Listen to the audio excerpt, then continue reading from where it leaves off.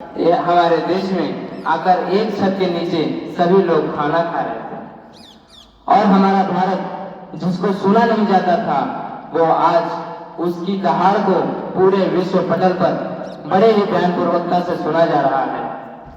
अंततः हमारा भारत पिछले दशक से ही विकास के पथ पर अग्रसर है।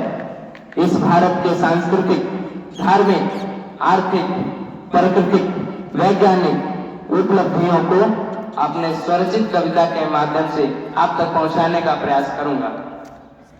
कविता कुछ इस प्रकार शुरू होती है कि मनमोहनी प्रकृति की गोद में जो बसा है, मनमोहनी प्रकृति की गोद में जो बसा है, सुख स्वर्ग सा जहां है वह देश कौन सा है।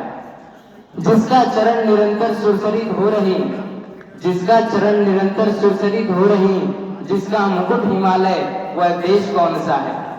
जिसके सुगंध वाले सुंदर प्रसून प्यारे हंस रहे हैं दिन रात वह देश कौन सा है।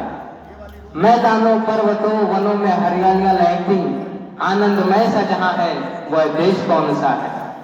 जिसके अनंत धन से धरती भरी पड़ी है, संसार का शिरोमणि वह देश कौन सा है। जहां ऋषि मुनियों की, विद्वानों की तपस्थली, जहां देवताओं ने भी रखे चरण वह देश कौन सा है। जहां कौशल्या के राम, यशोदा के कृष्ण जहां पर, जहां कालों के काल महाकाल जहां पर वह देश कौन सा है। जब लगा आत्मनिर्भर का नारा, और उससे पहले मैं आप सभी के जवाब देना चाहूंगा कि जहां की मिट्टी के कण कण में भगवान है, जहां की मिट्टी के कण कण में भगवान है वह और कोई नहीं, हमारा भारत महान है, हमारा भारत महान है। जब लगा आत्मनिर्भर का नारा तो खुल गया विकास का पिटारा। मेक इन इंडिया से जागरूक हुआ देश सारा और आगे बढ़ा और बढ़े हमारा भारत प्यारा।